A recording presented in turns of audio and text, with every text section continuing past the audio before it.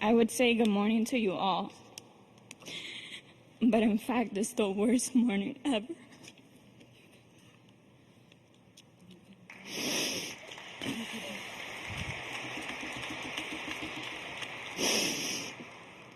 I can't believe I'm standing in front of thousands of people in the cathedral we plan to visit later this year. All of this seems so unreal, like I'm having one of those nightmares that you never thought you'd had. Friday morning, we were together, eating breakfast and drinking some Starbucks. Eating was probably our favorite hobby. Maybe that's why we gained those extra pounds. Friday morning began just like every other morning before work. You were always my big spoon, watching Netflix, YouTube law enforcement shorts, read me your emails, and wait for your mom to come home. You packed your book bag because we had to leave before 2, and really, before 2 sharp, because of your ICO sergeant. You would drive me home and say goodbye with 3 kisses all the time, and texted me when you were 84. That was our routine. At around 15:15, I received a BRB roll call text.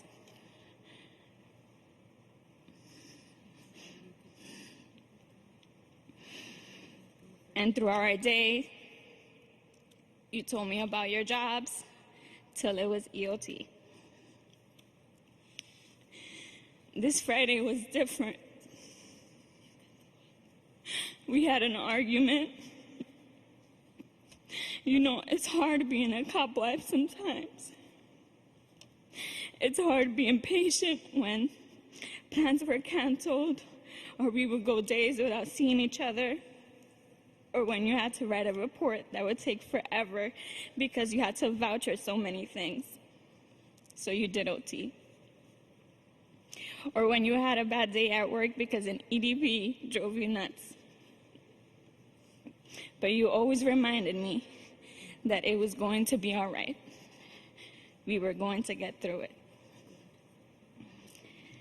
This Friday, we were arguing because I didn't want you to use your job phone while we were together. You were so mad that you took your LeBron jersey down, gave me your chain, and put the lotions I gave you for your ashy hands in the bag and said, "Here, take them." We left your apartment, and because I didn't want to continue to argue, I ordered an Uber. You asked me if you are sure that you don't want me to take you home, it might be the last ride I give you.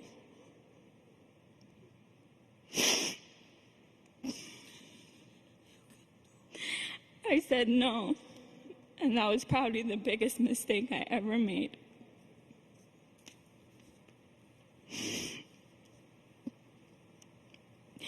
Later that day, I received the call I wish none of you that are sitting here with me will ever receive.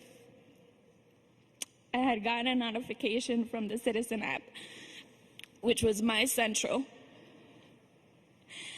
and I saw that 2 police officers were shot in Harlem. My heart dropped. I immediately texted you and asked you, "Are you okay? Please tell me you're okay. I know that you're mad right now, but just text me you're okay. At least tell me you're busy." I get no response. We used to share locations on Find My iPhone, and when I check yours, I see that you're at Harlem Hospital. I thought maybe you were sitting on a perp But still, nothing. I called, and then called again, and then called one more time. And this time, I felt something wasn't right. I messaged P.O.K. David and Joe because I knew they were your friends from the 3-2. And I get no response. Then I get a call asking if I'm Jason's wife. And then I had to rush to the hospital. Walking out those steps, seeing everybody staring at me was the scariest moment I've experienced. Nobody was telling me anything. Thousands of people were surrounding me, and yet I felt alone. I couldn't believe you left me.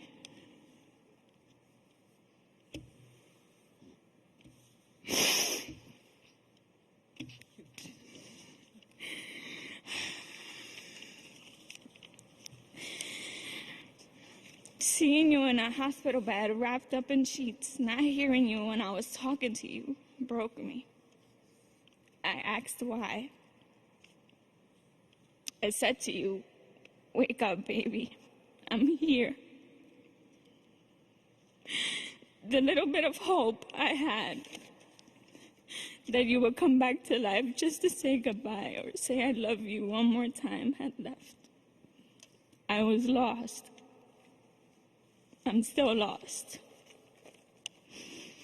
Today I'm still in this nightmare that I wish I never had, full of rage and anger, hurt and sad, torn. Although I gained thousands of blue brothers and sisters, I'm the loneliest without you. I know you're looking at me and beside me telling me I could do this, and I'm trying. Trust me, I am. But I didn't prepare for this. None of us did. Jason and I met in elementary school, Amistad, all the way up to 8th grade. We had the time of our lives. He was part of the cool kids crew. There was never a dull moment with him around. He was the class clown, got me in trouble a couple of times, had our teachers sit us away from each other because we couldn't focus. And we never thought that our innocent childhood love would lead us to marriage. Even when we said I do, we couldn't believe we said it. October 9th was the happiest day of our lives. I know I drove you crazy saying I love you so many times that you would stop replying I love you more. But you made me feel alive. You make me feel alive.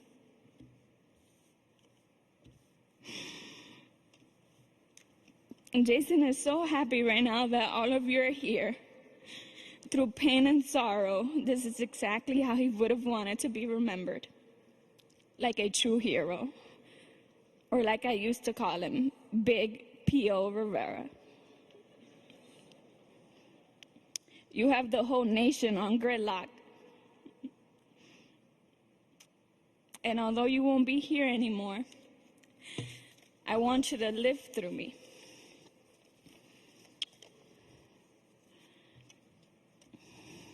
The system continues to fail us. We are not safe anymore. Not even the members of the service. I know you were tired of these laws, especially the ones from the new DA. I hope he's watching you speak through me right now.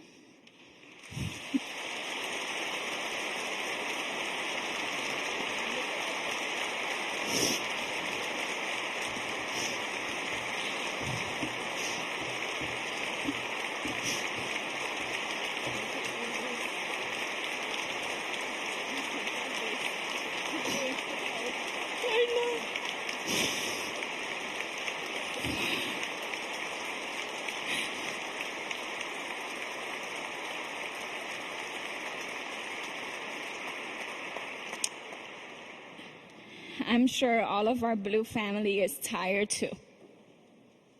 But I promise, we promise, that your death won't be in vain. I love you to the end of time. We'll take the watch from here.